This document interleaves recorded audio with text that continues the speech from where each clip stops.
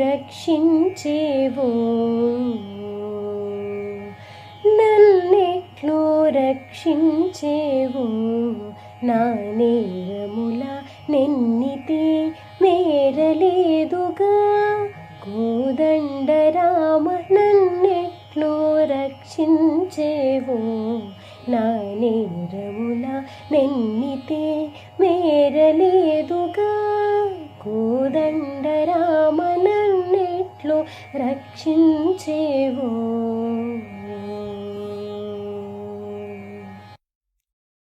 శ్రీశ్రవణ ఛానల్కి శ్రోతలందరికీ కూడాను మరొకసారి స్వాగతం. ఈరోజు మనం విన్న ఈ కీర్తన శుద్ధ సావేరిలో రచించబడినటువంటి కీర్తన, రామదాస్ గారి కీర్తన అనమాట. హరిచంద్ర ఎంతో చక్కగా పాడి వినిపించారు. ఆ అమ్మాయికి అనేక ఆశీస్సులు తెలియజేస్తూ ఈరోజు యోగ వాసిష్ఠ కథలో కొత్త ప్రకరణను మొదలు పెట్టుకోబోతున్నాం అనమాట. ఉపశమ ప్రకరణము ఇది.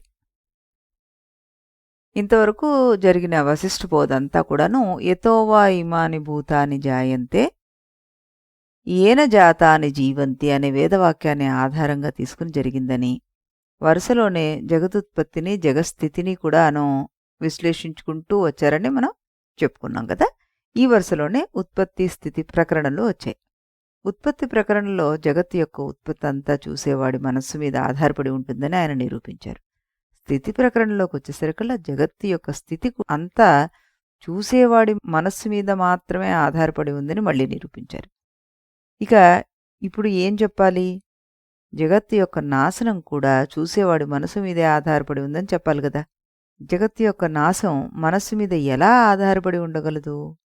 మనస్సు అంటూ ఉంటే దానివల్ల ఏదో ఒక రకమైన జగత్తు యొక్క ఉత్పత్తో స్థితో జరిగే తీరుతుంది. అలాంటి జగత్తుకి మనస్సు వల్ల నాశం వచ్చే ప్రసక్తి ఉండదు. అందువల్ల మనస్సు లయించిపోతేనే ఈ జగత్తు లయించిపోతుంది. దానికి మరొక ఉపాయం లేదని పూర్వమే చాలాసార్లు మనం చెప్పుకున్నాం. మనోలయం కోసం గట్టి ప్రయత్నం చేసుకోమని కూడా శ్రీరాముడికి వశిష్ఠుడు అనేకసార్లు ఉపదేశం చేయడం కూడా మనం గమనించాం. అందుకే వశిష్ఠ మహర్షి ఈ జగన్నాశం గురించి మాట్లాడదలుచుకోలేదు. అసలు ఆయన ఈ నాశం అనే మాటే నచ్చలేదు. మనస్సు యొక్క ఉపశమం అన్నారు దానికి. ఉపశమం అంటే అణిగిపోవడం. పిడకలోని నిప్పు వెలిగినంతసేపు వెలిగి చల్లారిపోవడం. మనస్సు అలా చల్లారిపోతే ఈ జగత్తు కాలిన పిడకడాగా ఉండి కూడా లేనిదే అయిపోతుంది, అణగారిపోతుంది, ఉపశమించిపోతుంది. అయితే ఈ మనస్సు ఉపశమించేది ఎలా? దానికి ఉపాయాలేమిటి? ఇవి ఎన్ని రకాలు? అవి ఉపశమించే తీరులెన్నున్నాయి? ఇలాంటి అంశాలు చెప్పదలుచుకున్నారు ఆయన ఈ ప్రకరణలో. అందుకే ఈ ప్రకరణ మనకి 5000 శ్లోకాల ప్రకరణ అయిందనమాట. రెండో పెద్ద ప్రకరణ. ఇక్కడ వాల్మీకి మహర్షి గొప్ప కవితా శిల్పి అన్నది మనకి తెలుస్తుంటుంది. ఆయన వశిష్ఠుడి బోధనా ప్రవాహంలో వచ్చే మలుపును తన రచనలో అందంగా చూపించాడు. ఎలా అంటే, ఇప్పటికి 10 రోజులు చర్చ జరిగింది కదా, రాముని వారిదిను వశిష్ఠుల వారిది. ప్రతిరోజు పొద్దున్న సాయంత్రం ఉపదేశాలు జరుగుతూనే ఉన్నాయి. ఈ 11వ రోజున మాత్రం వశిష్ఠ మహర్షి మధ్యాహ్నం 12 గంటలకే సభ చాలించేశారు. మళ్ళీ రేపొద్దున కలుద్దాం అనేశారు. వాల్మీకి కలం ఇక్కడో మెరుపు మెరిపించింది. ఇంతవరకు లేంది ఆయన ఇప్పుడు వశిష్ఠుడి ఆహ్నిక కృత్యాలు, రాజుల అనుష్ఠానాలను, విశేషించి రాజపుత్రులైన శ్రీరామ సోదరులు ఆ మధ్యాహ్నం ఆ సాయంత్రం కూడా చేసిన అనుష్ఠానం వివరంగా వర్ణించారు. అందరితో కలిసి శ్రీరాముడు కూడా ఆ అనుష్ఠానాలని యథావిధిగానే చేశాడు. కానీ ఆయన మనసు మాత్రం ప్రతీక్షణం వశిష్ఠుడి మాటల్నే తలుచుకుంటోంది.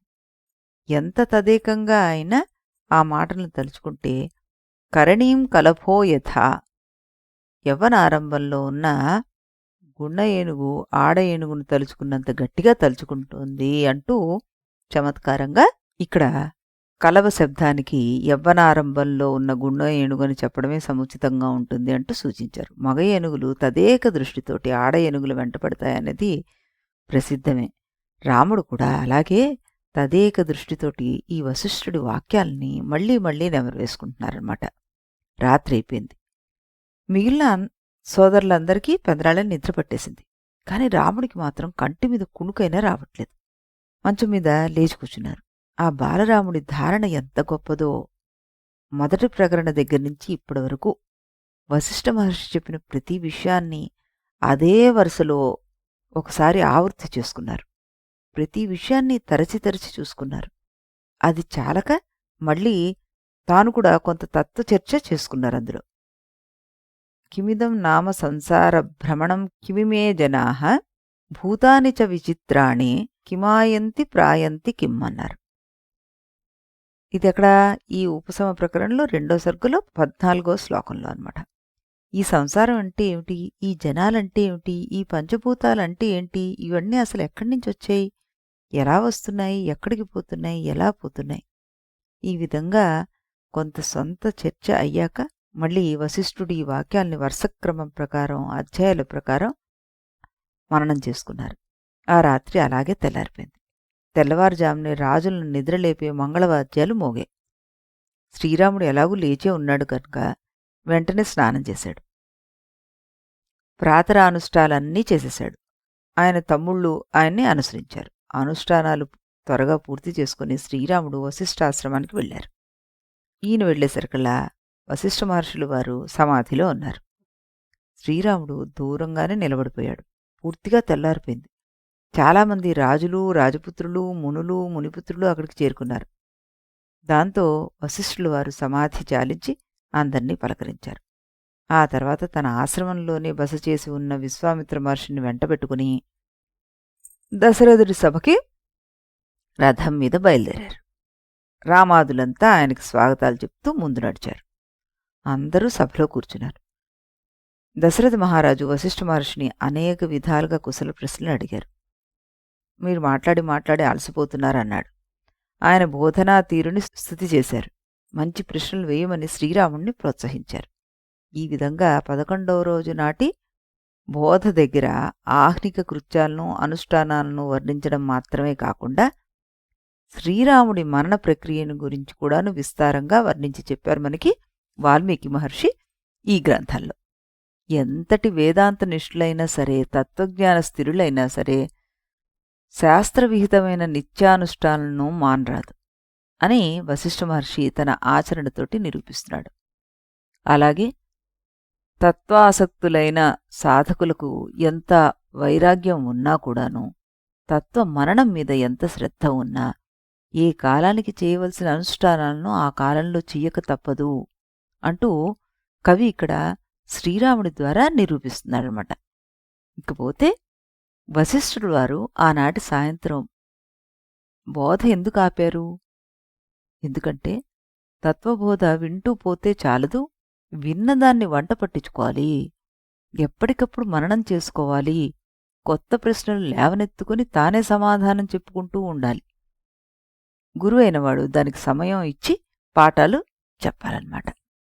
నిన్నటి వరకు సిద్ధాంత భాగా చర్చ జరిగిపోయింది. ఇక ఇవాల్టి నుంచి చెప్పుకున్న సిద్ధాంతాన్ని ఆచరణలో పెట్టించే అనుష్ఠాన భాగ చర్చ జరగాల్సి ఉంది. అందువల్ల వశిష్ఠులు వారు ఇక్కడ రాముడికి కొంత అధిక సమయాన్ని మననం కోసం వదిలిపెట్టారన్నమాట. అందుకే బడికి ఒక పూట సెలవిచ్చేశారు. ఇది మనం ఊహించి చెప్పుకునే మాట కాదు, వశిష్ఠుల వారే స్వయంగా చెప్పారన్నమాట. 11వ నాటి ఉదయ సభలో దశరథుడు శ్రీరాముణ్ణి మంచి ప్రశ్నలు వేయమని ప్రోత్సహించారు. కానీ వశిష్ఠుడు రాముడికి ఆ అవకాశం ఇవ్వలేదు. ఆయనే ప్రశ్నించడం మొదలుపెట్టారు. కశ్చిత్ స్మరసి వాక్యార్థం పూర్వాపర విచారితం, కశ్చిత్ స్మరసి సర్వాసం విభాగమరిమర్ధన, వాక్యార్థశ్చాఖిలః కశ్చిత్ త్వయా రామా విచారితః, హ్యస్తనస్య విచారస్య రాత్రో హృది నివేశితః. 14వ సర్గులో 11వ శ్లోకంలో చెప్పారు. రామా, నేను చెప్పిన మాటలన్నీ పూర్వాపర విచారణ చేసుకుంటూ స్మరించావా? నేను విషయాన్ని ఇన్ని రకాల విభాగాలు చేశానో గుర్తు చేసుకున్నావా నువ్వు? నేను చెప్పిన వాక్యాల అర్థమంతా పూర్తిగా విచారణ చేసినట్టేనా? ఎటువంటి బోధ అయినా హృదయంలో మళ్లీ మళ్లీ మననం చేసుకున్నవాడికే ఫలితాన్నిస్తుంది సుమా అన్నారు వశిష్ఠుల వారు. అంతేకాకుండా వశిష్ఠుల వారు తాను ఏ వరుసలో విషయాలు చెప్పాడో ఆ విషయాలను సూత్రప్రాయంగా ఏకరువు పెట్టి ఇవన్నీ గుర్తున్నాయా అని రాముణ్ణి నిగ్గదీసి అడిగారు. అంత మాత్రమే కాకుండా హ్యస్తనస్య విచారస్య రాత్రో హృది నివేశితః అన్నారు. ఈ ఈ అంటే ఏంటి? ఏ రోజుకా రోజు నిన్న చెప్పిన విషయాన్ని ఆ రాత్రి మననం చేసి హృదయంలో నిలుపుకున్నావా నువ్వు అని అడిగారు. దీన్ని బట్టి ఒక పూట బోధ ఆపడంలో వశిష్ఠ మహర్షి ఉద్దేశం ఏంటో స్పష్టంగా మనకి అర్థమవుతుందన్నమాట. శ్రీరాముడు వశిష్ఠుడి ప్రశ్నకి చాలా చక్కటి సమాధానం ఇచ్చారు. ఆపస్థ నిద్రేణ మయా వాక్యార్థో హృది చింతితః. రాత్రిల్లా నిద్రమాని మరీ మననం చేశానండి అన్నారు ఆయన. అక్కడి వరకు సిద్ధాంతంలో ప్రశ్నించాల్సిందేమీ కనిపించలేదు కనుక శ్రీరాముడేమీ ప్రశ్నించలేదు. అప్పుడు వశిష్ఠుల వారు అందుకున్నారింక. శ్రీరామ, ఇక నీకు ఉత్తమమైన ఉపశమ ప్రకరణం చెప్తాను విను.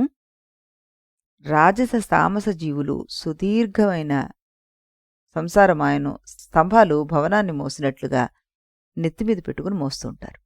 నీలాంటి సాత్విక జీవులు మాత్రం పాము కుబుసాన్ని విడిచినంత తేలిగ్గా దీన్ని విడిచిపెట్టేస్తారు. అలా విడిచిపెట్టడానికి తత్వవిచారణ ఒక్కటే ఉపాయం. మొదట చివరా కూడా ఏది లేదో అది మధ్యలో కనిపించినా కూడా సత్యం కాదు. 3 కాలాల్లోనూ నిత్యంగా ఉండేదే సత్యం. లేని వస్తువు మధ్యలో పుట్టినట్లు ఉన్నట్లు ఎలా కనిపిస్తుంది మనకి? ఏదీ పుట్టడం లేదు, ఏదీ పెరగడం లేదు. ఇదంతా మనసు చేసే గోలే. జాయతే మన ఏవేహ మన ఏవ వివర్ధతే సమ్యక్ దర్శనం దృష్ట్యాతు మన ఏవ హి ముచ్యతే అన్నారు. అంటే ఇది మనకి సర్గ 5లో 11వ శ్లోకం అన్నమాట. ఇక్కడ పుట్టేదే మనస్సు, పెరిగేదే మనస్సు. తెలివిగల చూపుతో చూస్తే ముక్తిని పొందేది కూడా మనస్సే.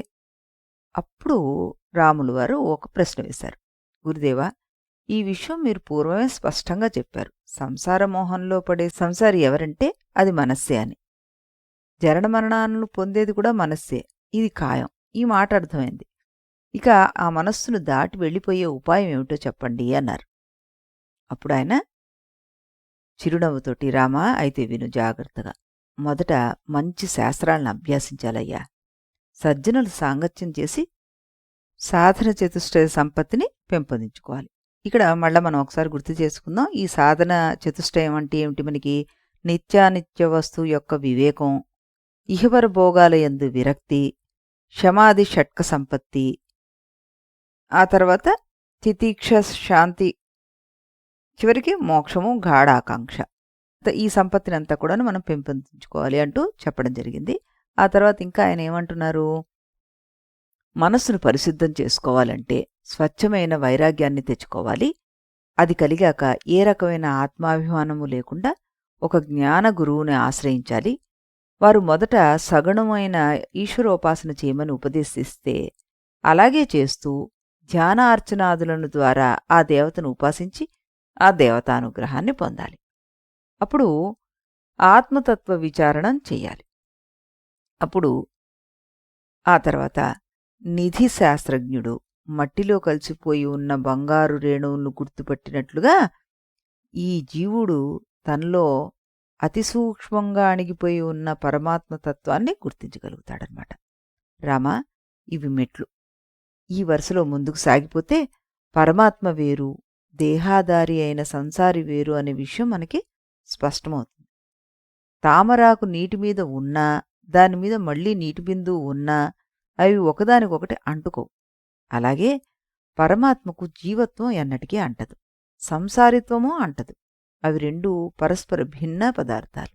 అయినా సరే ఈ పరిపూర్ణ పరమాత్మకు దేహధారణ జరిగినట్లుగా, ఆయన సంసారి అయిపోయినట్లుగా మనకి భ్రాంతి కలుగుతూ ఉంటుంది. దీనికి కారణం ఇదిగో ఈ ఉందే పాపిష్టి మనస్సు, ఇదే.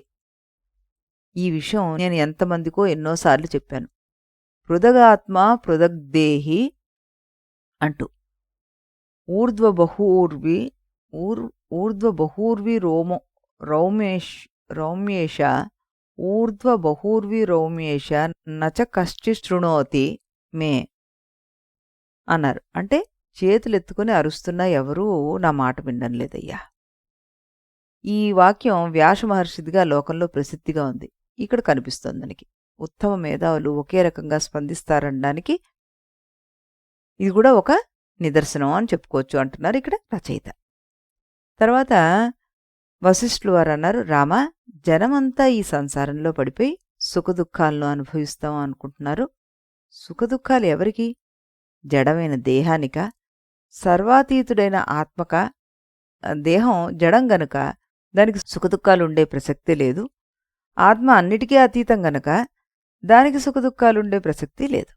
కనుక రామా, ప్రపంచంలో ఎవడికీ సుఖం లేదు, ఎవడికీ దుఃఖం లేదు. ఈ ప్రపంచం అంతా పరమాత్మమయం, పరమాత్మ అనంతం, అది శాంతం. ఈ విషయాన్ని నువ్వు దృఢంగా భావన చెయ్యి. పూర్వం నీకు సృష్టి దృష్టిలో అనే ఒక మాట చెప్పాను. ఈ కనిపించే సృష్టి అంతా చూసేవాడి దృష్టే తప్ప నిజమైన సృష్టి అంటూ ఏదీ లేదని అప్పుడే చెప్పాను. కనుక ఈ కనిపించే సృష్టి దృష్టులన్నీ నీటిలో తరంగాల వంటివి. తల తిరిగేవాడికి ఆకాశంలో కనిపించే కాంతి చక్రాల వంటివి. ఈ జగత్తు, ఈ బ్రహ్మ భిన్నమా అభిన్నమా అని గింజుకోవద్దు. అవి రెండూ కాదు. ఎందుకంటే కనిపించే ఈ జగత్తు భ్రాంతి మాత్రమే. తాడున్న చోట పాము కనిపిస్తే తరువాత దీపం వచ్చాక ఆ పాము పోతే ఇప్పుడు తాడు పాము ఒకటే అనాలా, వేరువేరు అనాలా?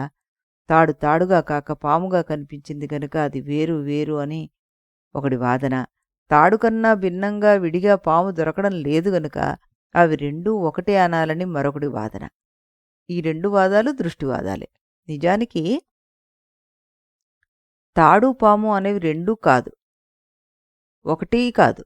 అలాగే బ్రహ్మ జగత్తు అనేవి కూడాను రెండూ కాదు, ఒకటీ కాదు. అందుకే వేదం సర్వం ఖల్విదం బ్రహ్మ, ఆత్మై వేదం సర్వం, బ్రహ్మై వేదం సర్వం మొదలైన వాక్యాలను బోధించిందనమాట. కనుక రామా, నేను వేరు, ఇది వేరు అనే భ్రాంతిని మనం విడిచిపెట్టాలి. ద్వంద్వాలను విడిచిపెట్టే నిత్యము సత్వగుణంలో ఉండు. యోగక్షేమాల కోసం కృషి చేయబోయకు. దుఃఖాన్ని దగ్గరికి రానివ్వకు. శాంతుడివై, మౌనివై ఏకాంతంలో నివసించు. సంకల్పాలను సిమింపచేసుకో. రామా, ఏ సమయానికి ఏది ప్రాప్తిస్తే దాన్ని అనుభవించు. అనుభవించేటప్పుడు దుఃఖపడబోకు. దానిమీద కోరిక పెట్టుకోకు. దానికోసం శ్రమపడకు. ఏ కల్పనను చేసుకోకు. దేన్ని తీసుకోకు, దేన్ని వదిలిపెట్టకు. రామా, ఇలా చేస్తే నీకు విశ్వాతీతమైన పరమపదం లభిస్తుంది. లౌకిక కార్యాలు చేసినా ఇక ఆ మాయలో మనం మునిగిపోం. ఏకాతపత్రమవనౌ గురుణోపదిష్టం సమ్యక్ సుపాలయ చిరం సమయేవ దృష్ట్యా రాజ్యం సమస్తగుణరంజిత రాజలోకః త్యాగోనయుక్త ఇహ కర్మసో నాపి రాగః అన్నారు. నా అపి రాగః. రామా, నీ తండ్రి నీకు రాజ్యం అప్పచెప్తే దాన్ని చక్కగా పాలించు. అయితే సమమైన దృష్టి పెట్టుకుని పాలించు. నీ సద్గుణాలతోటి ఇతర రాజులందర్నీ రంజింపచేస్తూ పరిపాలించు. అంతేగాని వద్దనకు. ఎందుకంటే ఆత్మతత్వవేత్త అయినవాడికి కర్మప్రాప్తమైన ఈ జీవితంలో ఒకదాన్ని వద్దని వదిలిపెట్టడం తగదు, మరోదాన్ని కావాలని స్వీకరించడమూ తగదు అంటూ 5వ సర్గ దగ్గర వశిష్ఠుడు మెరిపించిన కొసమెరుపు ఇదన్నమాట. అందుకే ఆయన దాన్ని సమర్థించుకుంటూ 6వ సర్గ మొదలు పెడతారు మనకి. అక్కడేమని చెప్తున్నారు? ఇమం విశ్వం పరిస్పందం కరోమిత్యస్తవాసనం ప్రవర్తేయ కార్యేషు సముక్త ఇతి మే మతి అన్నారు. ఇది 6వ సర్గలో 1వ శ్లోకం అనమాట. రామా, పనులంటే ఏమిటి? చలనమే పని అని నీకు మొదటి ప్రకరణలోనే చెప్పాను. అక్కడ సంవిస్పందమని, మానస స్పందమని, ఇంద్రియ స్పందమని 3 రకాల చలనాల గురించి నీకు చెప్పాను. ఈ 3 కలిపితే అది ప్రపంచం అవుతుంది.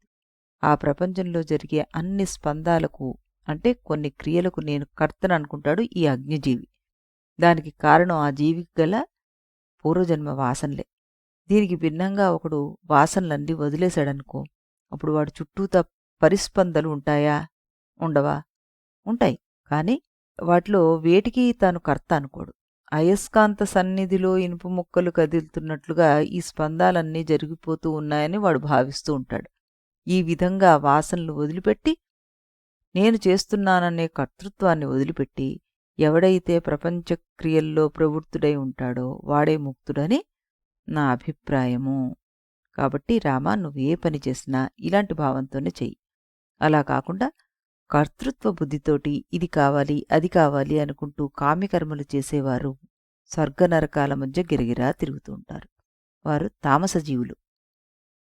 సాత్విక జీవులైతే తత్వవిచారం చేసి ఆశాపాశాలు తెంచుకొని యాంతి నిష్కేవలం పదం, ఆ కైవల్యాన్ని అందుకుంటారు అంటూ కైవల్యము అనడానికి నిష్కేవలం అనే పదాన్ని వాడారు ఇక్కడ వాల్మీకి మహర్షి. నితరాం కేవలం, మిక్కిలి కేవలమైన స్థానము అంటూ దీనికి అర్థం చెప్పుకుంటున్నాం. దీనికి సంబంధించిన విషయాన్ని మనం రేపు మరింత విస్తృతంగా తెలుసుకోవడానికి ప్రయత్నం చేద్దాం. అంతవరకు సెలవు. రేపు మళ్ళీ ఇదే సమయానికి ఇదే ఛానల్లో రాముల వారి కీర్తన విన్న తర్వాత మళ్ళీ కలుద్దాం.